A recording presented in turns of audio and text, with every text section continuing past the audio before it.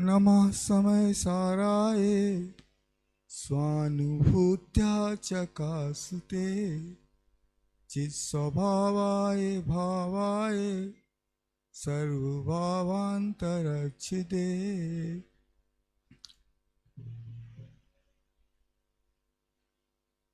समय सार संवाद के आज के अंतिम सत्र के अध्यक्ष महोदय आदरणीय भाई साहब शांति जी, राकेश जी, भाई साहब स्क्वायर, अमन जी लोनी और मैं और साधर्मी बंधु और बहनों, मैं को छोड़ करके बात कैसे शुरू हो सकती है?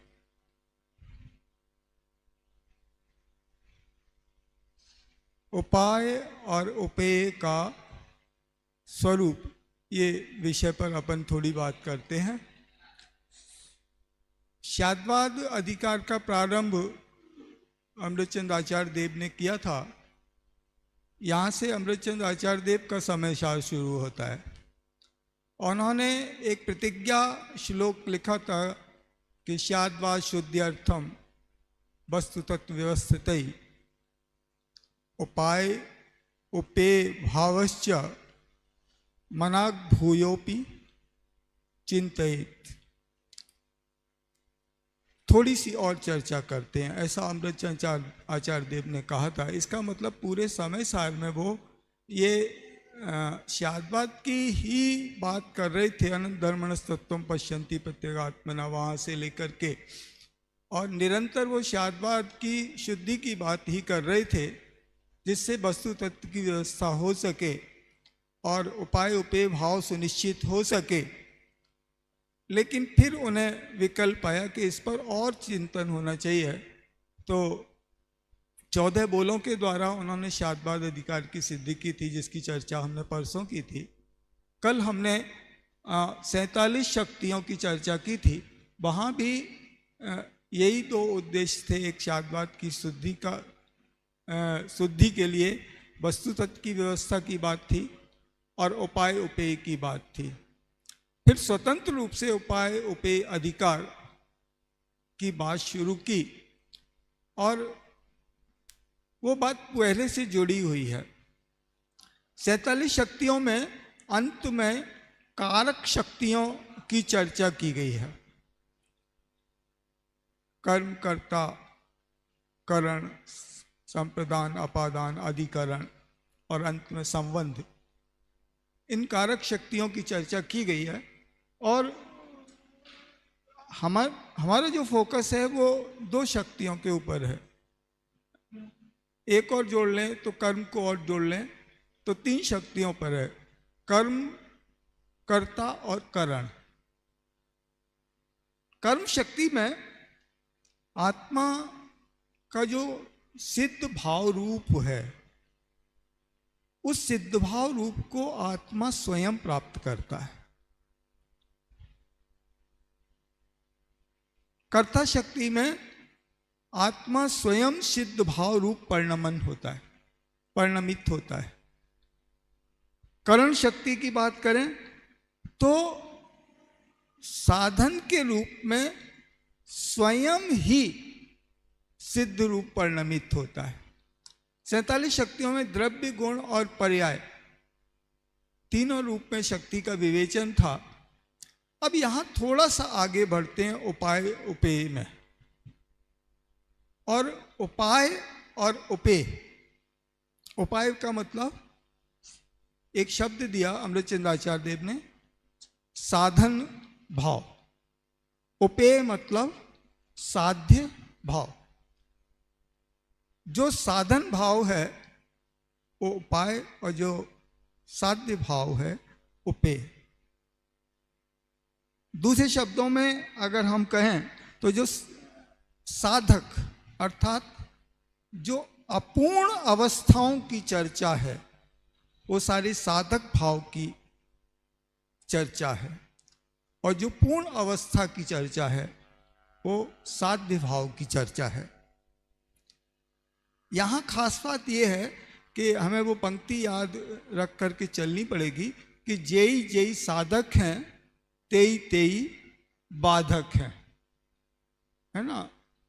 जो जो साधक हैं, जो जो चीज़ें साधक होती हैं भाई बाधक रूप से सिद्ध होती हैं और आगे चल करके निरंतर साध्य बदलता चला जाता है। निचली अगर गुण स्थानों की हम बात करें तो निचले गुण स्थानों में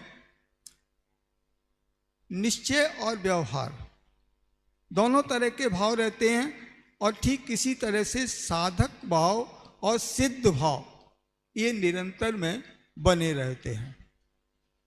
एक उदाहरण से समझें तो शायद बात समझ में आए आपके,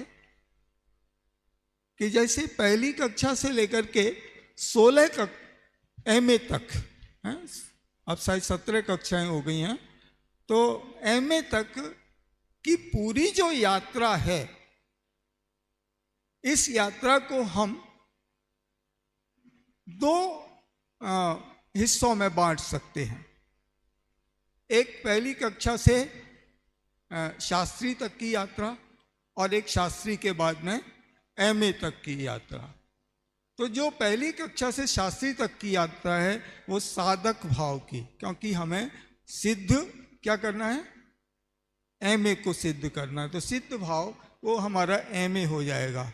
आगे चल करके जब हम अगले सोपान पर जाएंगे, उसकी चर्चा भी मैं करूंगा 1 मिनट बाद, कि जब अगले सोपान पर जाएंगे तो ये दोनों ही अवस्थाएं, कौन सी, पहली कक्षा से लेकर शास्त्री तक की और शास्त्री के बाद MA तक की, दोनों ही अवस्थाएं साधक भाव में हो जाएंगी।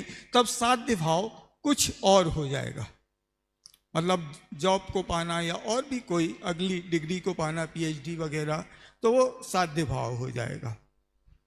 मजेदार बात इसमें यह है कि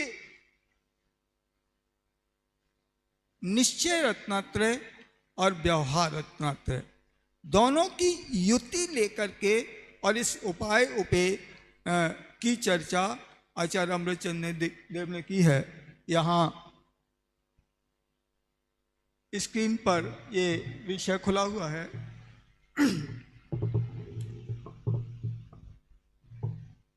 और ये लिखा हुआ है, थोड़ा सा ऊपर कीजिए।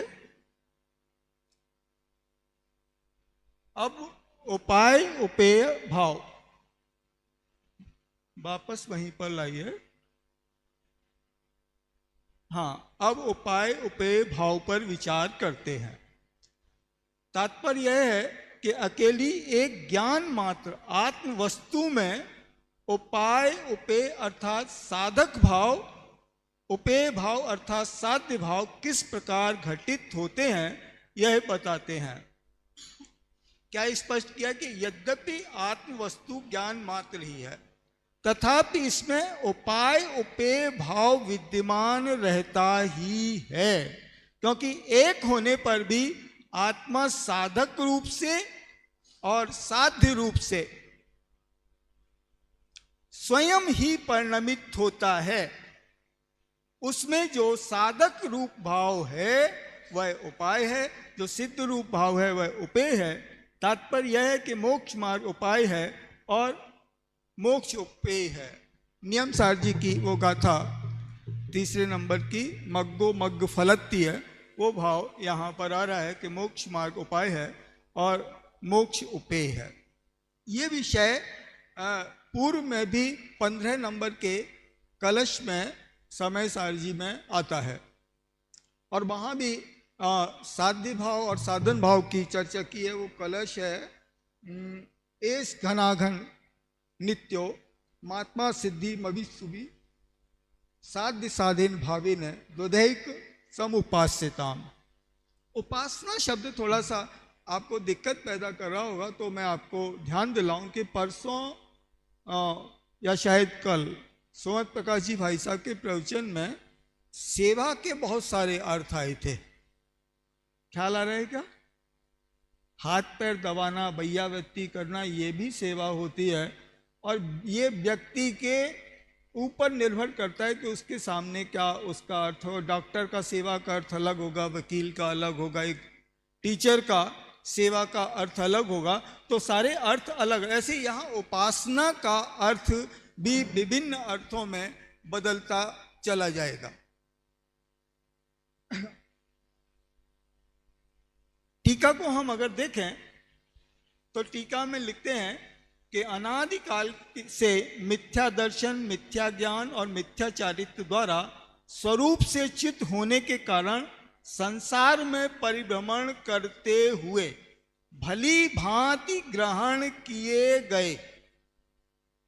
यहां तक तो सामान्य बात है कि अनादिकाल से जीव मिथ्या दर्शन, मिथ्या ज्ञान चारित्र के कारण परिभ्रमण कर रहा है। लेकिन यहां से बात में हल्का सा परिवर्तन आता है और वो कहते हैं कि व्यवहार सम्यक दर्शन ज्ञान चारित्र के पाक के प्रकर्ष की परंपरा से क्रमशः स्वरूप में आरोहण कराए जाते इस आत्मा को, स्वरूप में आरोहण कराए जाते इस आत्मा को, रुकिए, व्यवहार दर्शन ज्ञान चारित्र के पाक की प्रकर्ष। साधक भाव की उपासना वो सामान्यतः चौथे गुण स्थान से प्रारंभ होती है और 12वें गुण स्थान तक है, और 13वें और 14वें गुण स्थान की वो सिद्ध भाव की उपासना है। अब चौथे गुण स्थान से पहले की जो स्थिति है, जिसे यहाँ व्यवहार दर्शन ज्ञान चारित्र कहा जा रहा है, उसके पाक का प्रकर्ष। पाक का प्रकर्ष मतलब कि वह व्यवहार रत्नत्र जब अपनी सर्वोच्च ऊंचाई पर पहुंचता है। सर्वोच्च ऊंचाई उसकी कौन सी है? करण लब्धि के अंतिम समय का परिणाम, वो उसकी सर्वोच्च ऊंचाई है। और उससे पहले की स्थिति कि जहां से वो क्षयोपशम लब्धि से विशुद्धि लब्धि में थोड़ा सा प्रकर्ष हो रहा है, विशुद्धि से देशना के पहले समय से अंतिम समय तक निरंतर प्रकर्ष होता है। उसके बाद प्रायोगिक के प्रथम समय से अंतिम समय तक निरंतर प्रकर्ष, करण के प्रथम समय से अंतिम समय तक का प्रकर्ष। उल्टे लौट करके भी हम बात कर सकते हैं कि करण लब्धि के अंतिम समय से देशना लब्धि के प्रथम समय। देशना लब्धि को मैं क्यों ले रहा हूं कि आगम का सेवन, युक्ति का अवलंबन, परंपरा, गुरु का उपदेश, है ना। रसपूर्ण चिट्ठी की अगर बात करें तो आगम का सेवन और गुरु उपदेश, यहां से एक प्रकर्ष की शुरुआत होती है। क्षयोपशम सहज सबको प्राप्त होता है, अनेक बार विशुद्धि भी प्राप्त हो जाती है, लेकिन देशना लब्धि से जो शुरुआत है, तो दर्शन ज्ञान चारित्र व्यवहार सम्यक इसके पाक की परंपरा का प्रकर्ष वो कर्ण लब्धि के अंतिम समय तक पहुंचता है। और उसके बाद में निश्चय, सम्यक दर्शन, सम्यक ज्ञान, सम्यक चारित्र, इनका जो साधक भाव से इनकी उपासना होती है और इनका प्रकर्ष रूप जो पहुंचता है वो 12वें गुण स्थान में पहुंचता है, जहां हमारी साधक भाव की दृष्टि से उपासना होती है। तो उपाय और उपेय स्पष्ट हो रहा है कि जहां साधक भाव से, ये पूरी टीका है, 3 पैराग्राफ की टीका है, हमने केवल 1 पैराग्राफ ही पढ़ा है और मेरे ख्याल से घड़ी भी मुझे इशारा करने लगेगी। तो ये पूरा जो विषय है उपाय और उपेय का स्वरूप, इसमें एक ज्ञान मात्र भाव में, मतलब द्रव्य गुण पर्याय, तो पर्याय में भी निर्मल पर्याय, उस निर्मल पर्याय के ही 2 पार्ट किए जा रहे हैं, एक साधक भाव और एक साध्य भाव। 12वें गुण स्थान तक साधक भाव, अरंत सिद्ध अवस्था उस साध्य भाव, ये दोनों भी साधक भाव हो सकते हैं उस स्थिति में जब उपेय या साध्य भाव अपना स्वभाव हो। तो एक ये आगे की बात होती है, लेकिन यहाँ जो उपाय उपेय से काम में बात है वो 12वें गुण स्थान तक की बात है उपाय के रूप में, और 12वें के बाद की बात है उपेय के रूप में, साध्य भाव के रूप में। तो बहुत स्पष्ट है कि जो है वो तो है ही, सत्ता, अस्तित्व, द्रव्य गुण वो तो है ही, लेकिन जो होना है, उस होने हैं या जो होती हैं, उन निर्मल परिणतियों में, निर्मल पर्यायों में ये उपास्य और उपासक का भेद होता है। और एक साधक जीव उस साध्य भाव से, वहाँ तो 15 कलश में तो कहा चाहे साध्य भाव से उपासना करो, चाहे साधक भाव से उपासना करो, लेकिन उपासना एक ही करनी है। और यहाँ पर